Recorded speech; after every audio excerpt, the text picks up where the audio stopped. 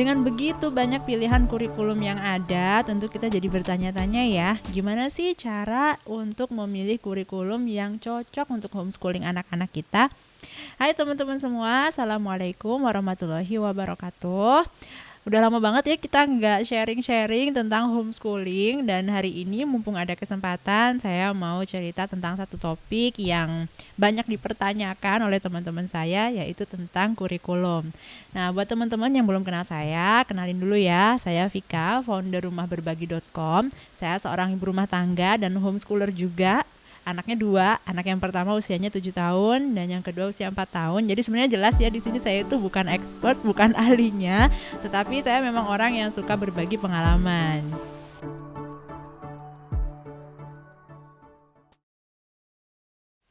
Dalam menjalani homeschooling itu memang kurikulum itu adalah satu topik yang perlu sangat kita pertimbangkan ya, karena gimana pun juga kalau kita bisa mendapatkan kurikulum yang tepat, maka kita bisa menjalani homeschooling sehari-hari itu dengan jauh lebih mudah.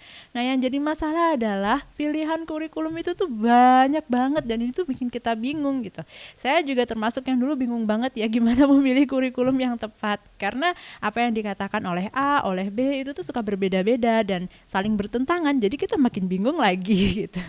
Nah, oleh karena itu di sini saya mau sharing beberapa tips yang mungkin bisa membantu teman-teman untuk mempertimbangkan kurikulum mana sih yang cocok untuk keluarga kita. Tips yang pertama adalah pertimbangkan visi misi homeschooling kita. Saat kita memutuskan untuk homeschooling, itu biasanya kita punya dasar yang kuat ya, kenapa kita memilih jalan ini. Kemudian kita jadi tahu mau dibawa kemana sih ini arah pendidikan anak-anak kita. Nah, dengan menilik kembali visi misi homeschooling kita, itu kita biasanya jadi tergambar, kita bisa membayangkan homeschooling seperti apa sih kira-kira yang ingin kita jalankan sehari-hari. Bisa jadi model homeschooling yang kita inginkan adalah homeschooling yang fokus di agama. Jadi banyak di hafalannya, studi Al-Quran, fikih, sirah dan sebagainya. Atau bisa jadi homeschooling yang modelnya fokus di hal-hal yang berbasis alam atau yang berbasis seni. Atau bisa jadi juga yang modelnya justru yang umum, yang semuanya dipelajari kayak keluarga kami ini nih. Dari agama, ilmu sosial, ilmu alam itu semuanya dipelajari. Dan setiap keluarga itu bisa beda-beda banget tergantung dari prioritasnya masing-masing. Nah, kalau sudah tergambar, coba dituliskan, karena kalau nggak ditulis biasanya suka lupa gitu. Tips yang kedua adalah cari dan pelajari aneka macam metode homeschooling. Ada banyak banget ya metode homeschooling itu, seperti Charlotte Mason, Montessori, Unit Study, Waldorf, Classical, Unschool, Eclectic, atau Fitrah-Based Education. Mungkin teman-teman punya list yang lebih banyak lagi. Nah, kenapa sih metode ini tuh penting banget? Karena biasanya metode itu diciptakan oleh orang-orang yang betul-betul serius dalam memperhatikan pendidikan anak, dan biasanya metode itu dibuat dengan dasar ilmiah atau filosofi yang kuat, sehingga dengan kita mempelajari ini kita punya pijakan dan pegangan yang kokoh.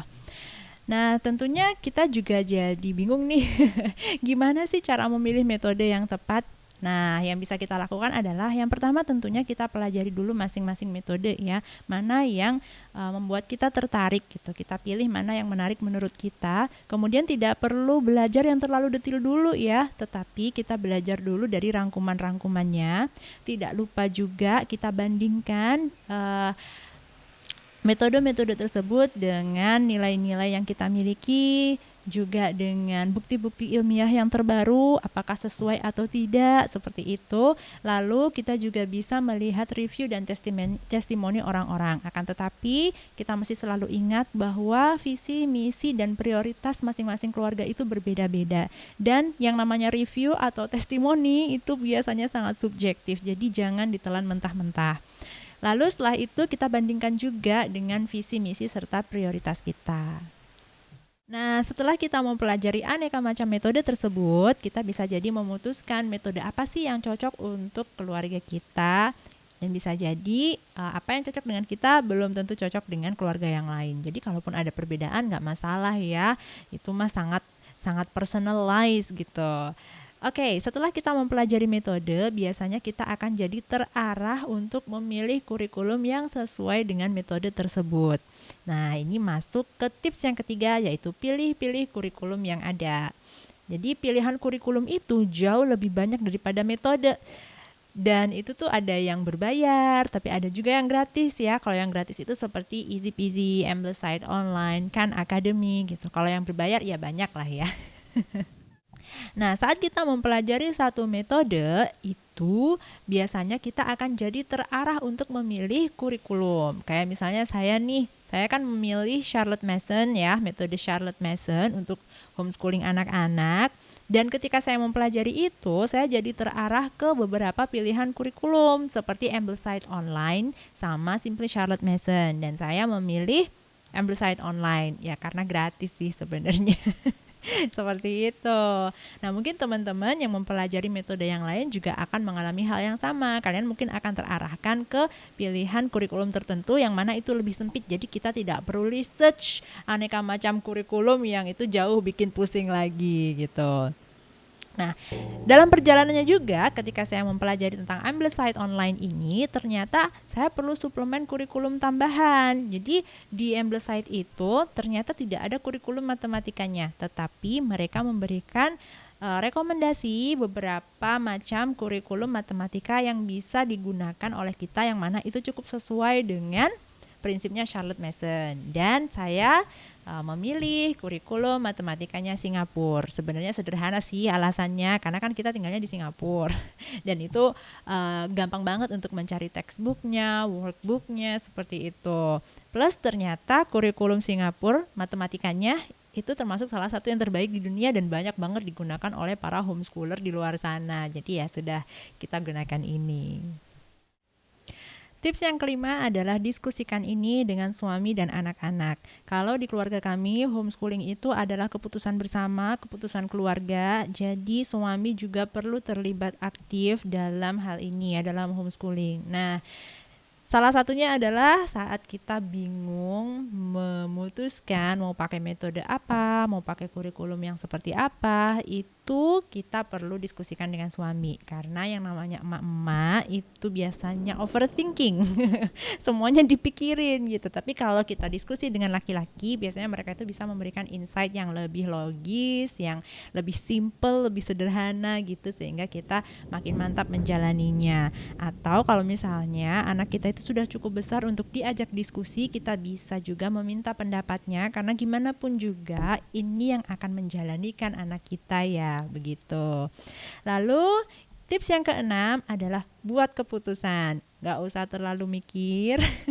Seperti yang sudah saya bilang tadi ya benar sih, mikir tuh oke, tapi overthinking tuh sebaiknya jangan. Jadi kalau kita sudah memilih metode, kita sudah mencari kurikulum, kita sudah pertimbangkan budget, kita diskusikan dengan suami, ya udah ayo kita bikin keputusan.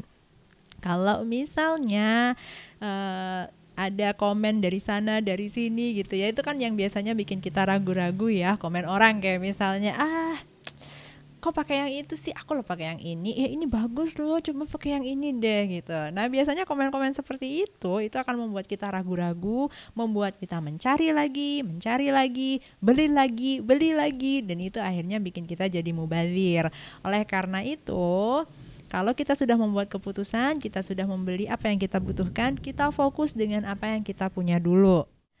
Tips yang ketujuh atau yang terakhir adalah bersikaplah fleksibel. Memang kita perlu fokus ya dengan keputusan yang sudah kita ambil, akan tetapi bisa jadi dalam perjalanannya kita akan menemui hal-hal yang dirasa tidak sesuai dengan nilai atau prinsip-prinsip yang kita yakini. Dan itu nggak apa-apa banget. Kalau kita menemukan hal yang seperti itu, maka kita bisa melakukan research lagi. Atau kita bisa mempertimbangkan, jangan-jangan hanya dengan menghilangkan bagian yang nggak kita cocok saja, kita masih bisa tetap jalan dengan kurikulum atau metode ini.